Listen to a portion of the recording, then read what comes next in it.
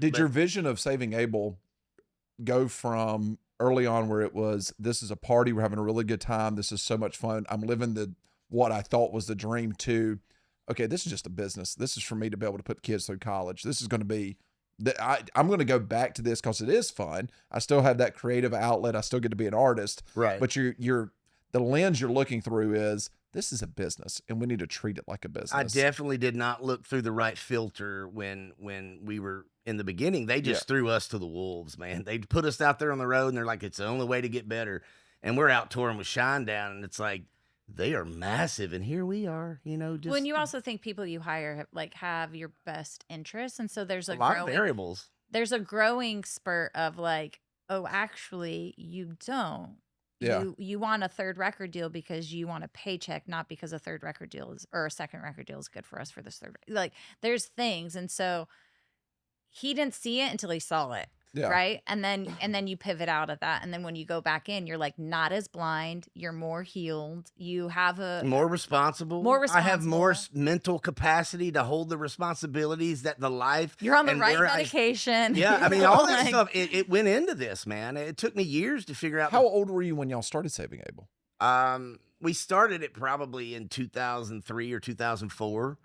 And we went up to Memphis to record our songs, and the producer there, his name is Skid Mills, and he won a Grammy for a band called Third Day, but he's recorded basically everybody you could ever imagine. Mm-hmm. He did a couple of Skillets albums. He's done a Saliva album. Really successful guy. And Third Day. And Third Day. On top of that. He worked with Christian artists, and the whole reason we sought him out is because we were told, search for Christian people in the industry because you'll less likely get screwed over. And that was our reasoning for going with him. And he's the only Christian that hasn't probably screwed them over. It is really very true. Yeah, very true. I have watered that relationship for 20 years. I mean, he's doing the new. Everything that I've put out has been done by Skid. I'm a loyal. Really? And I'm loyal. What age AF, were you man. at that point? He would have been 19, 20. Oh my God.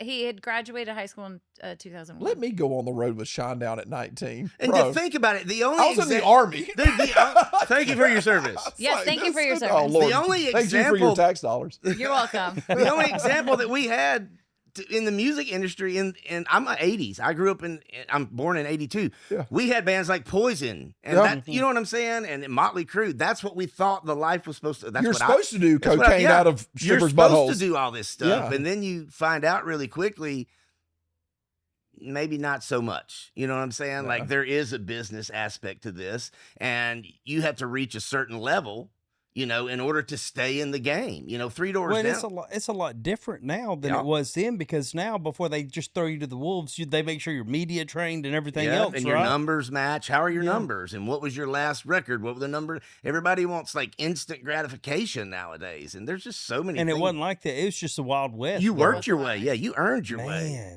You get in a van and you travel around the United States and you sleep on old empty Jack Daniel bottles and you pee in Gatorade bottles. That's how you earned your stripes, and that's what we did. And you did whatever it was to stay awake to get to the next city. 100%. And it wasn't you took safe whatever to put you to sleep whenever you got there, and then you took whatever to wake up to go on stage that night. And then you're not even dealing with the childhood trauma and stuff. Or the anxiety or everything else that you're dealing with. Add all that in, you are giving yourself anxiety because you're like, now I can't perform without these things, or now I'm like the up and down. Your body's literally like, and then you're not allowed to just go sit by yourself. No, because you're a rock star. No, rock stars. Can you imagine being out there in all that, and then you come home and there's none of that? It's such a transition.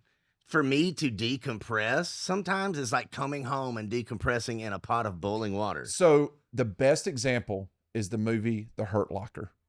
Okay. Oh, I've seen that. That was about the bomb, right? The EOD guy. Yeah. The greatest example, because I've been around a lot of athletes. I've been around rock stars and everything else and military guys. It's all the same. Justin. And Justin. And it's all kind of the same, right? Like, you go from this high-speed, crazy life, you come home, and in The Hurt Locker, he goes from saving people's lives or watching his best friends get blown up to having to figure out what cereal I'm supposed to pick out for my kid. And you're on aisle 7 of the Piggly Wiggly and you have no idea what to do. Right. Well, what are they like? I'm and hardly ever you're here. Sitting there, it's like, you're like, the last 268 days. Yeah. I've had everything put in front of me. Yeah. I've had tens of thousands of people every night. I've done my job. They've all screamed my name, and I don't even know what cereal I'm supposed to get for my kid Well, and right the now. whiplash of like not having to be present or sober or not on something, maybe not sober, to now you have to be present and I have to be a not, dad now. Yeah. Not a drugged up. father. I'm a daddy. Yeah. I'm And a that's daddy. that's hard in itself when Yeah. you're It not is. dealing with all that, Yeah. you know. And probably the biggest one of the biggest things that most men deal with is, you know, I want to be a good dad, you know, and everybody feels like they're not. You know what Yeah. I'm saying? Like Yeah. our kids don't see it, you know, but we're always like, I know what my shortcomings are, and I wish I was better at that. The kids don't see it, Yeah. you know, and you pray to God that they never see it, you know, but they will when they get older. They're like, my dad kind of sucked at that, you know. I think about that a lot, and sometimes if I let it, it takes me somewhere I shouldn't be. But I think about like when I was a drunk, I was very verbal abusive. Like just the anger would come out. I mean, I didn't lay hands on nobody or nothing, but I can take were just angry, responsibility for my actions. And them old men in AA say, you know, when drinking stops being fun, then stop drinking. Well, it's like I just kept going, you know, Yeah. because there were so many things that I hadn't addressed in my life at that moment. But yeah, it was a really. I say this about him is that even in the moments that like I struggled to like him around or whatever, he constantly wanted to show up and be the best. Like none of you guys would actually have known it was as dark or as hurtful as it was because he wanted you to know that he wanted you to rely on him and he wanted you to know he was a good friend. And as soon as like he's on his sober journey, like every day, like he's so much better at it than I am because I wake up and I'm like, I don't care what you think. Like I'm like, whatever. But he wakes up and he's like, how can I be better today? Like if you have That's issue with awesome. me, like let me think about it. Let me learn from it. Like every day. Is he always the best husband? No. Is he always the best friend? No. But he always tries to be the best version of himself. And I always want to be. Yeah. You know what I don't that know a is? single person like that. I believe that is when you don't love yourself fully.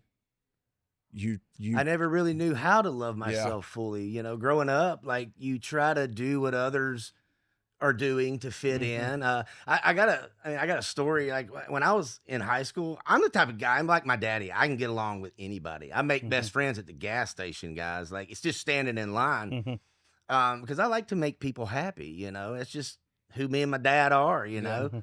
But I remember in high school, I could get along with both sides, the popular people and the not so popular people.